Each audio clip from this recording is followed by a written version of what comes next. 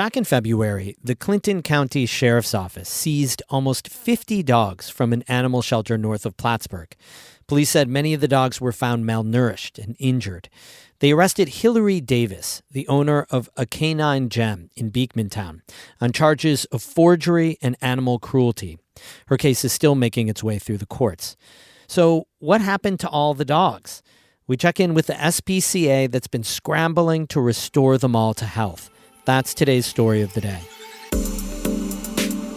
Support for Story of the Day comes from Claxton Hepburn Medical Center, dedicated to providing patient care and regional services to the people of St. Lawrence County. claxtonhepburn.org.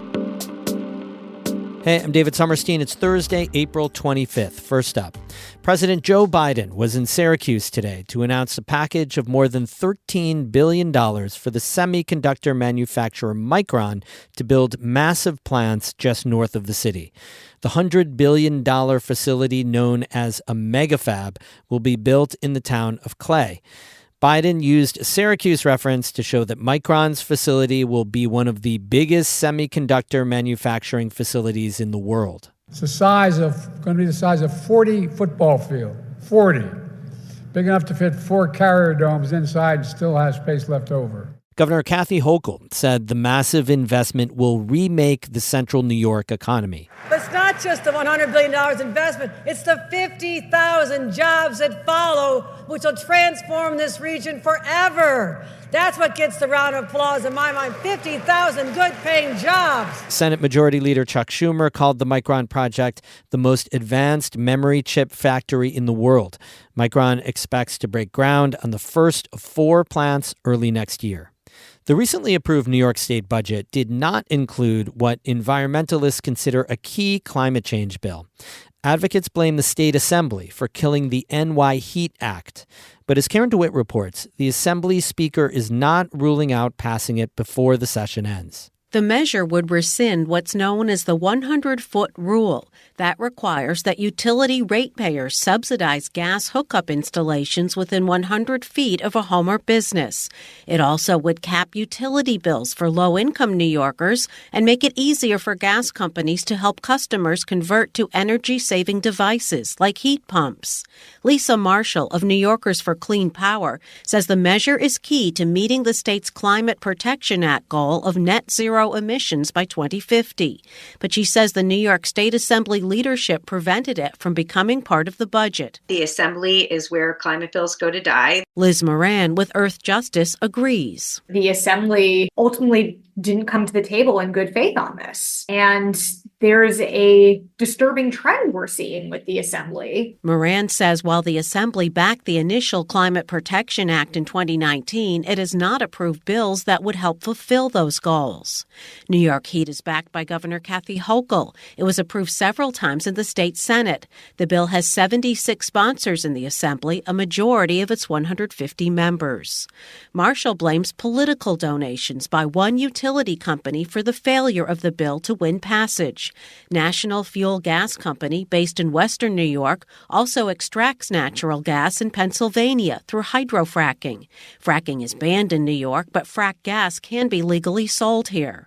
Other major New York-based utilities who sell both gas and electrically generated power support New York Heat. We can't exactly say that correlation equals causation, but we can draw some inferences from that. Moran says it's hard to prove that there's a relationship, but she says National Fuel Gas Company's opposition seems to be a factor. This is a scenario like many where it's hard to squarely blame it on one thing. However, there's documented evidence that National Fuel has been a outspoken opponent to this legislation. The group say they are not giving up on the measure and they'll push for it to be approved before the session ends in June.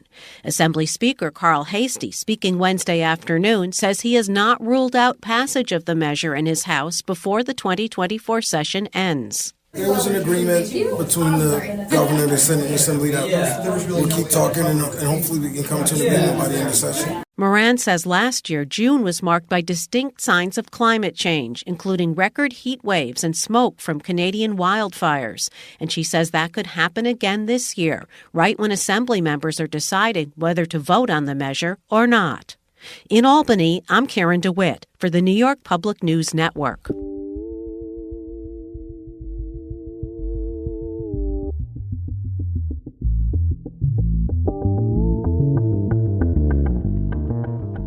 So most of the 49 neglected dogs that were saved near Plattsburgh have been living in an unused housing unit at the county jail, while some have gone to foster homes. But all of them are under the care of one small not-for-profit SPCA. And as Kara Chapman reports, it's a big lift to take care of these dogs and prepare them for adoption. It's a sunny and breezy Saturday morning, and there's an unusual sight in the Clinton County Jail parking lot. People gather around a woman and a dog doing some tricks. The dog's name is Jack. He's got golden fur and floppy ears. He puts on a wide smile and goes around saying hi to everybody. He's the best dog. Oh, Jack. Yeah. Jack is one of 15 dogs doing a meet and greet outside the jail today. They're part of the larger group of 49 dogs police seized from a canine gem in Beekmantown 2 months ago. The goal of today's event is to get them some time outside and around humans, maybe even some humans who will want to adopt them. We've done adoption days forever, and this meet and greet is probably the best way we've ever shown dogs. Mm-hmm. That's Lori Parsons, the board president for Elmore SPCA. That's the Peru-based nonprofit that's been caring for the dogs. Rebecca Moss-Patnode is Elmore's executive director. She says it's been a long, tough road to get here. We're stretched super thin right now. She says it was great that the sheriff's office had the jail unit ready to go to house most of the dogs, but her staff and volunteers have had to work long hours with limited days off to care for the animals at the jail and the main shelter in Peru. But Moss-Patnode says it feels like they're turning a corner. We're finally starting to feel like we're in more of a maintenance mode instead of a kind of chaotic mode. Adoptions are starting. The dog's health and conditions are improving. Staff are getting back to normal workflows and tasks. Moss-Patnode and Parsons say the community has been super supportive. At one point, their donations even overwhelmed the giving website. Parsons says that's another reason for the meet and greets. We wanted them to be able to see the outcome of their donations and how it's impacted these animals. Caring for animals like these dogs is what Elmore is all about. But this massive rescue forced the organization to put a big issue on the back burner.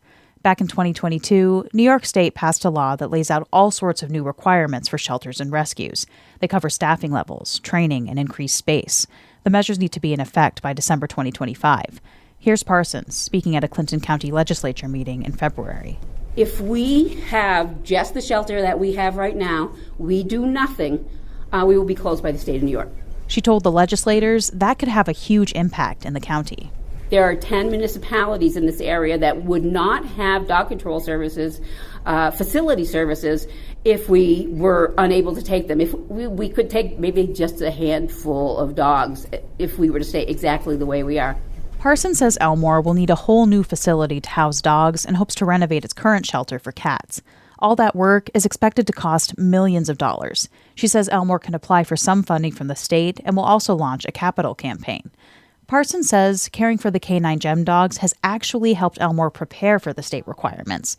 They had to manage 2 locations and got an idea of what they'll want in a new dog facility.